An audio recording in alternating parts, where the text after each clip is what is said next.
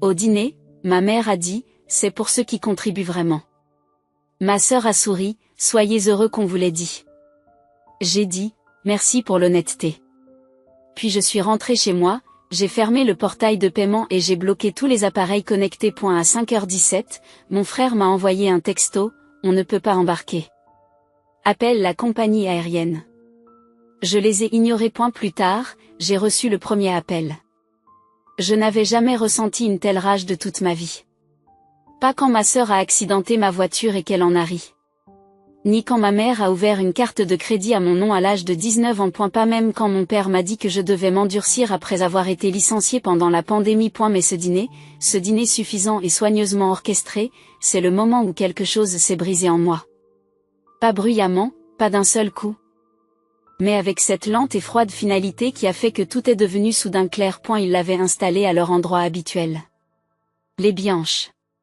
Un endroit qu'ils aimaient non pas pour la nourriture, mais pour l'atmosphère.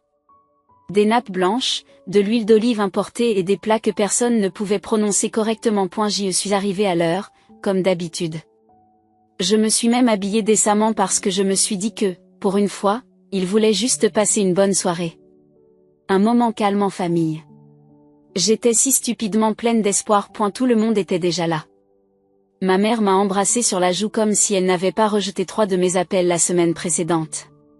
Ma sœur a à peine levé les yeux de son téléphone. Mon frère a hoché la tête comme si nous étions des collègues de travail et non des frères et sœurs. Et mon père m'a fait ce sourire crispé et forcé qu'il utilise toujours lorsqu'il est sur le point de dire quelque chose d'horrible. Mais qu'il n'a pas encore décidé quand. Le dîner a commencé de manière assez normale. Du pain. Du vin. Ma mère s'est plainte de la sécurité à l'aéroport, même si elle ne prenait pas l'avion avant 24 heures. Je me souviens avoir ri d'une remarque stupide de mon frère à propos de son entraîneur. Pendant une seconde, on s'est senti en famille. Puis l'ambiance a changé. On le sentait, même si on ne savait pas ce qui allait arriver. Ma mère a attendu que les pâtes arrivent. Je venais de prendre ma première bouchée lorsqu'elle a posé sa fourchette, regardé directement ma sœur et dit, c'est pour ceux qui contribuent vraiment. Silence. Personne n'a réagi. Pas au début. Puis ma sœur a souri, sans même essayer de le cacher.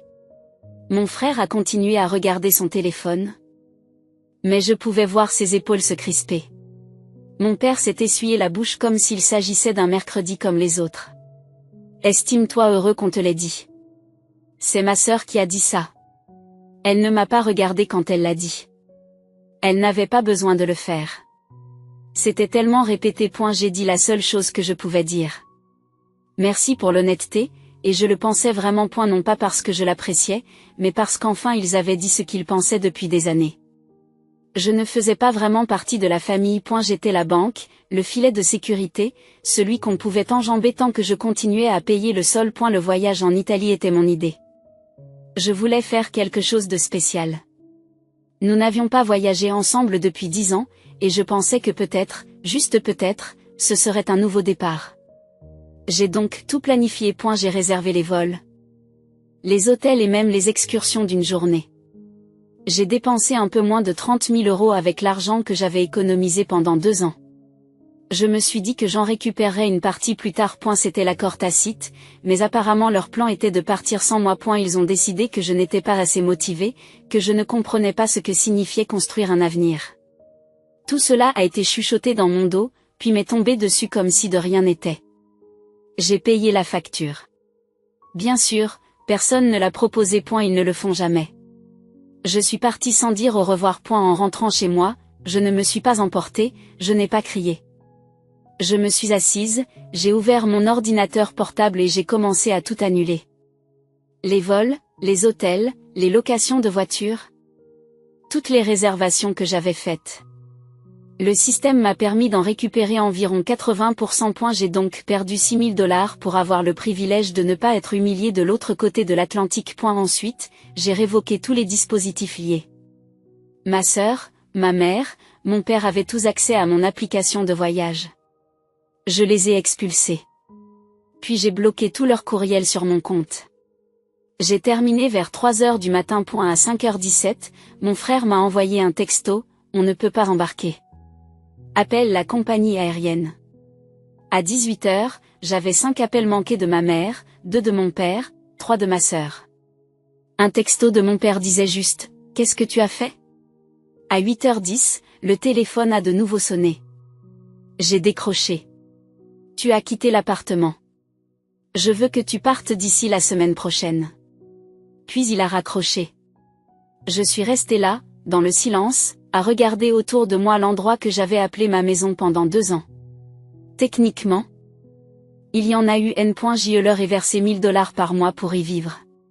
C'est moins que le prix du marché, certes, mais j'ai été microgérée comme une adolescente.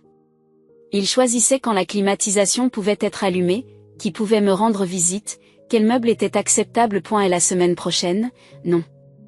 J'ai commencé à faire mes valises le matin même. Et pour une fois dans ma vie, je n'ai pas eu peur.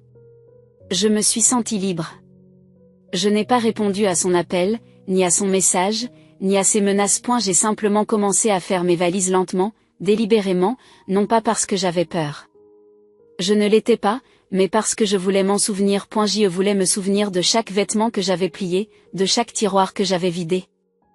De chaque petit objet que je m'étais sentie chanceuse de posséder alors que je vivais dans leur appartement. Ils voulaient que je parte la semaine prochaine. Je serais dehors dans 2 jours. Il n'était même pas midi que j'avais déjà emballé la moitié de la cuisine et trié 3 sacs de vêtements. Vers 15h, j'ai trouvé une annonce en ligne pour un appartement meublé d'une chambre dans un quartier tranquille de la ville. Le locataire venait de prendre un emploi au Canada et avait besoin de quelqu'un immédiatement. J'ai envoyé un message. Il a appelé dans les 10 minutes. Après une visite vidéo rapide et un transfert par Venmo, l'appartement m'appartenait pour les 6 mois à venir. C'est ainsi que cela s'est passé. Pas de bail co-signé. Pas de problème. Papa doit donner son accord. Pas de question pour savoir si j'avais vraiment besoin d'un deuxième oreiller. Le lendemain matin, ils sont venus. J'étais à genoux sur le sol, en train de fermer une boîte avec du ruban adhésif quand j'ai entendu frapper. Je savais que c'était eux. Je n'ai même pas eu besoin de regarder. J'ai ouvert la porte et ils étaient là, ma mère tenant un récipient en plastique contenant des pâtisseries danoises comme s'il s'agissait d'une sorte de brunch familial. Mon père était derrière elle, les mains dans les poches, fixant le SOL. Je pouvais entendre ma sœur sur haut-parleur à travers le sac de ma mère. Ma mère a dit qu'ils s'étaient dit qu'ils avaient peut-être été un peu trop rapides. Mon père a dit que j'étais clairement dans une mauvaise passe émotionnelle et qu'ils étaient prêts à pardonner et à passer à autre chose si j'arrêtais d'agir de manière irrationnelle. Il m'a fallu tout ce que j'avais en moi pour ne pas rire. Tu penses que je suis irrationnelle parce que j'ai arrêté de financer ton voyage en Europe parce que je ne t'ai pas laissé m'humilier et payer la note? La voix de ma sœur se fait entendre au téléphone. Elle m'a dit que j'agissais de manière hostile, que je faisais l'exploser des années de famille à cause d'une erreur. C'est le mot drame qui a eu raison de moi. Je leur ai dit la vérité, toute la vérité. J'ai raconté chaque petit moment qui s'était envenimé en moi pendant des années. Pas seulement le voyage en Italie. Tout. La fois où j'ai payé seule l'opération du dos de mon père parce que l'assurance ne voulait pas le faire. Et la fois où j'ai annulé des projets parce que maman me culpabilisait d'être absente. La fois où j'ai payé 2 fois le loyer de ma sœur parce qu'elle avait dit que sa colocataire s'était enfuie. Les années où j'ai donné et donné sans jamais obtenir la moindre excuse. Tu n'as plus le droit d'appeler ça un drame maintenant. Vous n'avez pas le droit de jouer à l'embrouille. Ils sont restés là à faire semblant d'écouter. Ma mère a dit que je réécrivais l'histoire. Mon père a dit que je devais me calmer avant de brûler tous mes ponts. Trop tard. Je leur ai dit que je déménageais dans 2 jours. Non, ils n'avaient pas besoin de s'inquiéter du loyer. Non, je n'avais pas besoin de leur aide. Non, je ne venais pas au dîner du dimanche. Non. Je ne voulais entendre parler d'aucun d'entre eux. Et j'ai fermé la porte. Ils ne sont pas revenus ce soir-là ni le lendemain. 2 jours plus tard, j'ai déménagé. L'appartement était petit et un peu délabré, mais les fenêtres laissaient passer la lumière, les voisins ne connaissaient pas mon nom et je pouvais respirer. Je n'ai pas laissé d'adresse. Je ne leur devais pas cela. Pour la première fois depuis des années, je me sentais à nouveau une personne à part entière. Pas un portefeuille avec un pouls, pas un plan de secours, juste Julia. Je pensais que c'était fini. Ce n'était pas le cas. La première semaine dans le nouvel appartement a été surréaliste. Je me réveillais en m'attendant à recevoir un message collectif passif-agressif, un sermon sur l'unité familiale ou un rappel pour sortir les poubelles. Même si je n'avais pas vécu sous leur toit depuis des années. Mais il n'y avait rien. Juste un silence. Le genre de silence dont je ne savais pas que j'avais besoin jusqu'à ce que je l'obtienne. J'ai rempli mon espace lentement, j'ai trouvé un canapé bon marché sur Facebook Marketplace, j'ai installé mon bureau devant la fenêtre, j'ai acheté une machine à expresso d'occasion parce que je le pouvais. Chaque choix, chaque petite décision m'appartenait. Personne ne me surveillait, personne ne me demandait pourquoi j'avais besoin de quelque chose, personne ne me culpabilisait sur les priorités. Une semaine et demie après mon déménagement, j'ai reçu un courriel. L'objet, appelez-nous, s'il vous plaît. C'est urgent. Il venait de ma mère. Je l'ai supprimé sans l'ouvrir. 1 heure plus tard, j'en ai reçu un autre de mon père. Il faut qu'on parle. C'est important. S'il te plaît, ne nous ignore pas. J'ai mis le fil en sourdine. Mais je n'ai pas pu m'empêcher de vérifier leurs réseaux sociaux. L'Instagram de ma sœur était devenu silencieux. Le check-in de mon frère à la salle de sport s'est arrêté. Le Facebook de ma mère n'avait pas publié un seul mème de chat depuis des jours, ce qui pour elle était essentiellement un appel à l'aide. C'est alors qu'est arrivé le 3e courriel, cette fois du compte de mon frère. Et, il s'est passé quelque chose. Appelle-moi, s'il te plaît. Je ne l'ai pas fait. J'ai attendu quelques heures, me demandant si quelqu'un avait été gravement blessé. Pendant un moment, cette vieille culpabilité est revenue. Ce réflexe qu'il m'avait inculqué, où tout était en quelque sorte de ma responsabilité. Les ignorer signifiait que j'étais une mauvaise fille, une mauvaise sœur, une personne sans cœur. Mais ce moment est passé. Lorsque j'ai ouvert l'email par pure curiosité, il était déjà dépassé. Le contenu était vague. Comme s'ils avaient peur d'expliquer toute la situation par écrit. Mais le ton m'a suffi. Quelque chose n'allait pas. Quelque chose de grave. 2 jours plus tard, j'ai découvert de quoi il s'agissait. Ils ne me l'ont pas dit, c'est mon cousin Derek qui l'a fait. Apparemment, la compagnie aérienne n'a jamais remboursé les taxes sur la partie non remboursable du voyage. L'hôtel à Rome a facturé des frais d'annulation qui étaient commodément cachés dans les petits caractères. Et l'assurance voyage, ils n'ont jamais donné suite à la demande d'indemnisation, car aucun d'entre eux n'avait lu la police d'assurance que j'avais souscrite. Au total, ils ont perdu près de 8 000 € de leur poche.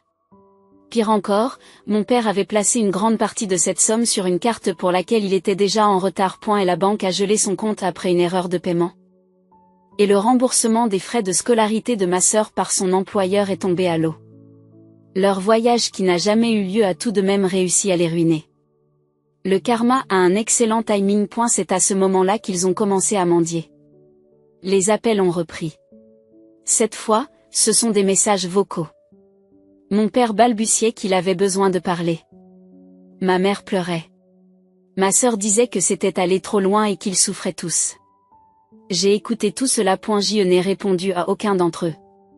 Puis, un mardi matin, ma mère a appelé 5 fois de suite et le dernier message vocal a tout changé.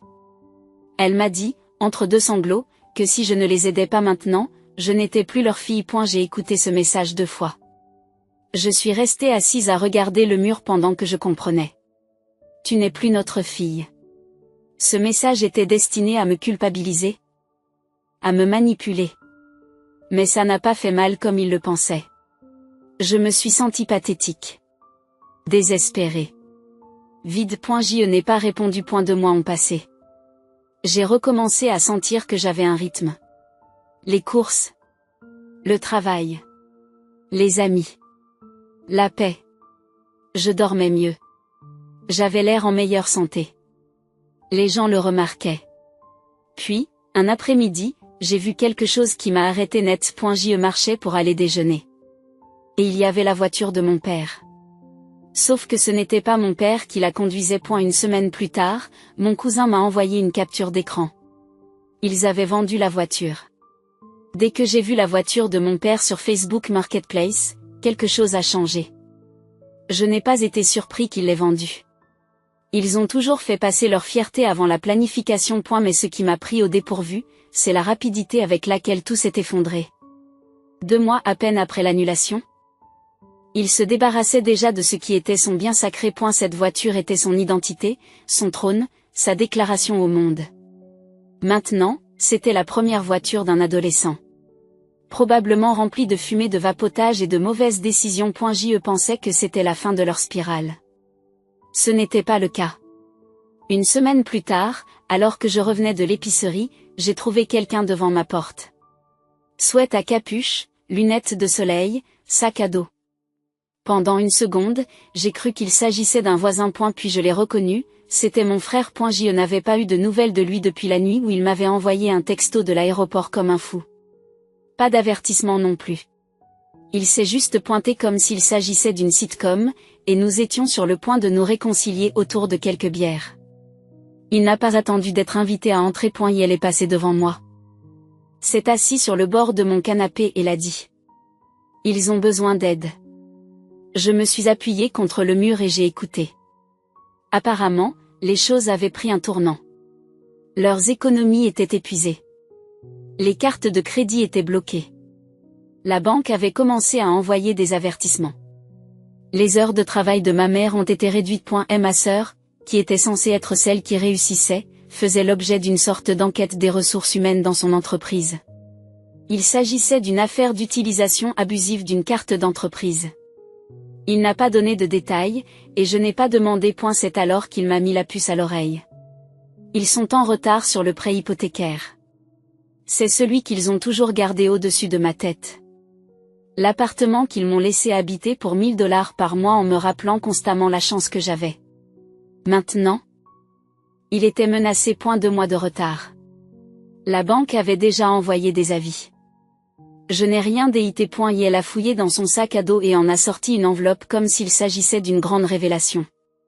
À l'intérieur, des relevés bancaires imprimés, un projet de contrat de remboursement, une demande formelle me demandant de leur prêter 10 000 $ pour stabiliser la situation. Il y avait des puces, des signatures, des taux d'intérêt, comme si nous étions des partenaires commerciaux plutôt que des membres de la famille. Je l'ai regardé fixement, puis je l'ai regardé. Un contrat après tout cela. Elle m'a dit qu'ils voulaient me montrer qu'ils étaient sérieux, qu'il ne s'agissait pas d'une nouvelle aumône. Je n'ai pas ri, je n'ai pas crié. Je me suis levée, je suis allée dans la cuisine et j'ai pris 2 verres d'eau. J'en ai posé un devant lui, je me suis assise avec le mien et j'ai attendu. Il a commencé à combler le silence avec des excuses. Il a dit qu'ils étaient stressés. Que les choses qu'ils avaient dites n'étaient pas intentionnelles. Que ma mère ne le pensait pas quand elle disait que je n'étais pas leur fille. J'ai écouté. Puis j'ai dit calmement, simplement, non. Il a cligné des yeux comme si je parlais une autre langue. Non, non, je ne vous aiderai pas, pas encore. Il est resté assis pendant un long moment. Puis il a dit quelque chose qui m'a vraiment marqué. Si vous ne les aidez pas, ça pourrait vraiment mal tourner. Je lui ai dit que c'était déjà le cas. Et je me suis dirigée vers la porte.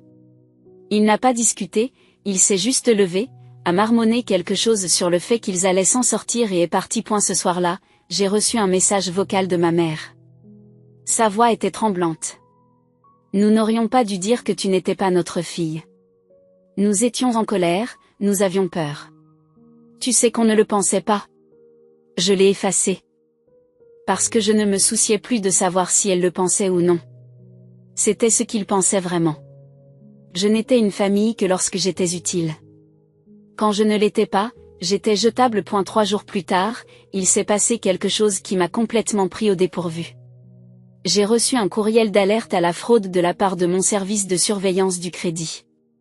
Quelqu'un avait essayé de contracter un prêt sur salaire à mon nom. Une demande en ligne de 3 500 $ à mon ancienne adresse et à mon nom.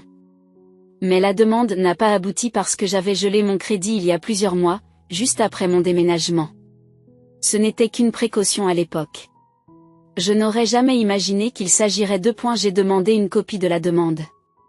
Tout correspondait. Le nom, la date d'anniversaire, le numéro de téléphone. Ce n'était pas un pirate informatique. C'était quelqu'un qui avait déjà mes informations. Quelqu'un avec qui je vivais. Ils n'en ont jamais parlé, n'ont jamais avoué. Mais je le savais. Pour la première fois de ma vie, je ne me suis plus sentie comme leur fille. Je me sentais comme une cible. Je ne les ai pas affrontés. Ce n'était pas la peine. S'ils étaient prêts à utiliser mon identité pour obtenir un prêt, alors ce qui restait de notre relation ne valait pas la peine d'être préservé. J'ai fait un rapport, j'ai verrouillé encore plus mon crédit, j'ai ajouté une alerte auprès des bureaux de crédit et je suis passé à autre chose. Tranquillement, sans drame. C'est ce qu'ils n'ont jamais compris. Couper les vivres à quelqu'un ne s'accompagne pas toujours de cris. Parfois, il suffit de fermer la porte à clé en silence. Pendant quelques semaines, il ne s'est rien passé. Les messages se sont arrêtés. Les appels se sont arrêtés. Je commençais presque à croire qu'ils avaient finalement accepté. Puis, sorti de nulle part, j'ai reçu un message de ma cousine Léna. Juste une capture d'écran. Pas de légende. C'était la publication de ma mère sur Facebook. Elle avait tagué la moitié de la famille et écrit « Certaines personnes prétendent être de la famille jusqu'à ce que tu aies besoin d'elles. Certaines personnes prétendent vous aimer jusqu'à ce que vous ne soyez plus utile. Mais ce n'est pas grave. Dieu voit tout. » Il y a eu des commentaires. Beaucoup de commentaires. Tous vagues et chargés. Tellement désolé. Marie, tu ne mérites pas ça. Certaines personnes oublient qui les a élevées. Dieu s'en chargera. Et puis il y a eu les messages directs. Tante, oncle, même ma grand-mère. Pourquoi disent-ils ces choses? Que s'est-il passé avec ta mère? Tu dois arranger ça. Julia. La famille est tout ce que tu as. Je n'ai pas répondu à la plupart d'entre eux. Puis l'oncle Jeff a appelé. Pas un message vocal. Un véritable appel. J'ai décroché. Il m'a demandé directement, qu'est-ce qui s'est passé? Alors je lui ai tout raconté. Le voyage en Italie. L'annulation. L'expulsion, la manipulation. La tentative de prêt sur salaire. Tous les détails horribles que j'avais eus par respect. En pensant qu'il reviendrait peut-être à la charge. Je ne l'ai pas édulcoré. Il ne m'a pas interrompu une seule fois. Il a juste écouté. Quand j'ai fini, il est resté silencieux pendant une seconde. Puis il a dit, Jésus-Christ, Julia. Ils ne nous ont rien dit de tout cela. Plus tard dans la journée, mon cousin Derek m'a envoyé un nouveau message. Il avait appelé ma mère après avoir vu le message. Il a dit qu'elle avait essayé de pleurer pendant la conversation. Il a tourné l'histoire pour faire croire que j'étais instable et dangereuse. Mais à ce moment-là, la plupart des proches avaient déjà entendu la vraie version. Et ils n'y croyaient pas. L'un après l'autre, les commentaires sous son article ont commencé à disparaître. L'article lui-même a disparu le lendemain. Puis vint le coup de grâce. Ma mère m'a envoyé un message, sans présenter d'excuses ni de regrets.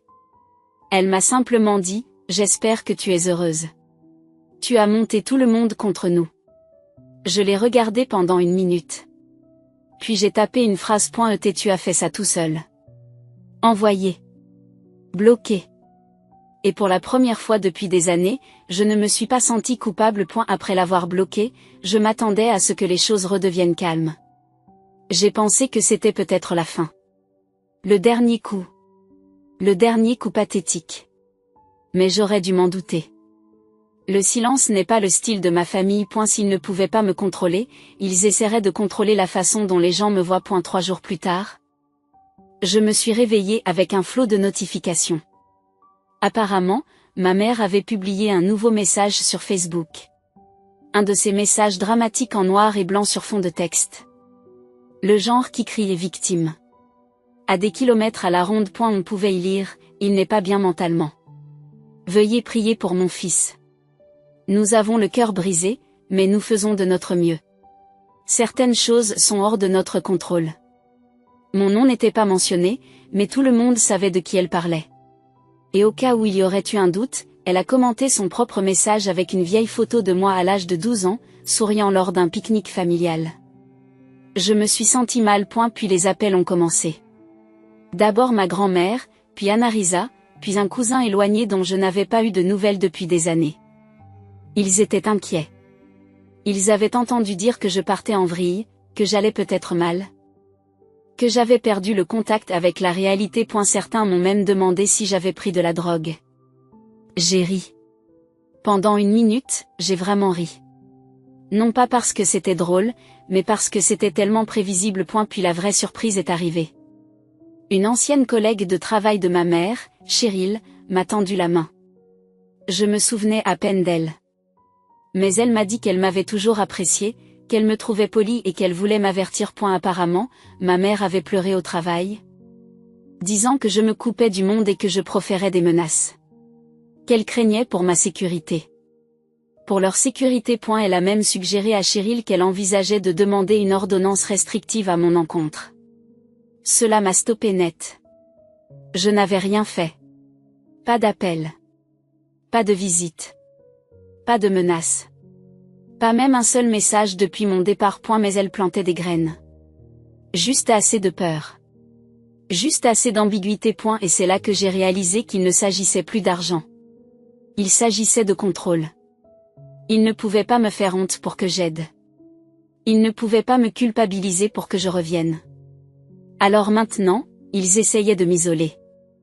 Une relation à la fois. J'étais furieuse. Mais il s'est passé quelque chose que je n'avais pas vu venir.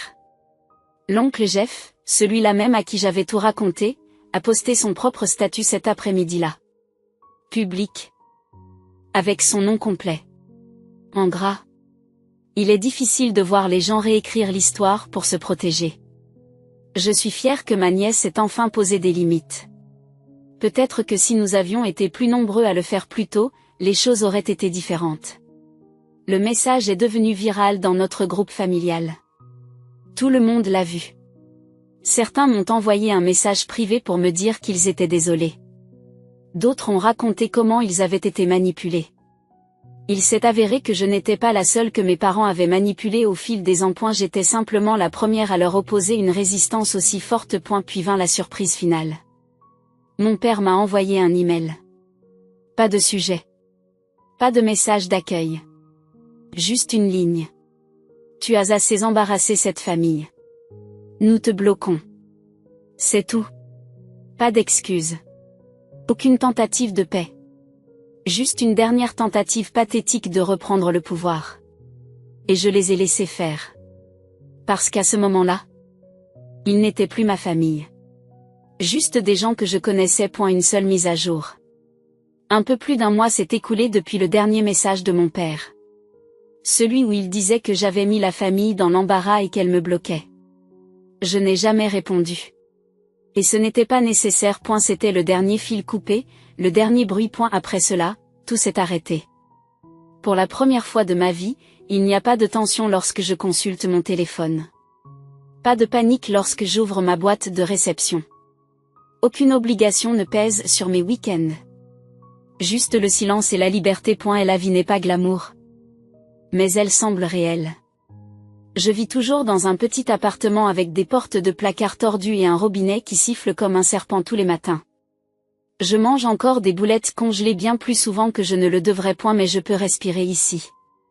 Je peux laisser la vaisselle dans l'évier. Je peux regarder un film à 2 heures du matin sans que quelqu'un frappe à ma porte pour me demander pourquoi les lumières sont encore allumées. Il y a quelques semaines, j'ai acheté une minuscule table de salle à manger d'occasion et je l'ai construite moi-même. Je n'ai demandé l'aide de personne. Je n'ai pas demandé d'approbation. Je l'ai fait. Toutes les vis étaient tordues, mais elle tient debout. Cette table compte plus pour moi que tout ce que j'ai laissé dans leur appartement. J'ai un chat, Olive. C'est une menace. Elle fait tomber les objets des comptoirs pour le plaisir. Elle hurle pour un rien à 4 heures du matin. Elle me suit partout. Comme si elle voulait s'assurer que je ne fasse plus de bêtises. Je pense qu'elle me comprend. Travail stable. En fait, c'est mieux qu'avant. Sans l'épuisement émotionnel constant, j'ai été plus vif, plus créatif. J'ai même commencé à travailler en freelance et j'ai décroché quelques bons clients. Je me suis enfin constitué un compte d'épargne auquel personne d'autre n'a accès. Depuis. J'ai eu des nouvelles de quelques membres de la famille élargie. Certains se sont excusés. D'autres ont admis qu'ils avaient toujours soupçonné que quelque chose n'allait pas dans la façon dont mes parents me traitaient. L'une de mes cousines m'a même remercié. Elle m'a dit que le fait de me voir me défendre l'avait poussée à quitter sa maison toxique. Mes parents n'ont rien entendu. Ils ne me manquent pas. Ce n'est pas parce que je les déteste. Je suis juste fatiguée de jouer le rôle qu'ils ont écrit pour moi. La bonne fille. La fille fiable. Le portefeuille ambulant. Le tampon entre leur chaos et le reste du monde. J'y pense encore à eux parfois, surtout tard le soir. Je me demande s'ils regrettent tout cela. S'ils sont assis dans cet appartement désormais silencieux et se demandent ce qu'ils auraient pu faire différemment. Probablement pas. Mais ce n'est plus mon problème. Voici ce que j'ai appris. Lorsque les gens disent que la famille est éternelle, ils n'ont pas tort. Mais parfois, la famille dans laquelle vous êtes né n'est pas celle que vous êtes censé garder. Parfois, on se construit sa propre famille. Avec les amis qui prennent des nouvelles. Le voisin qui vous invite à jouer à des jeux de société. Le chat qui se blottit contre votre poitrine quand vous n'arrivez pas à dormir. J'y pensais me sentir vide sans eux. Au lieu de cela, je me sens plein. Entière, même. Et pour la première fois depuis des années, je n'essaie pas de récupérer ce que j'ai perdu. Je construis enfin ce que je n'ai jamais eu.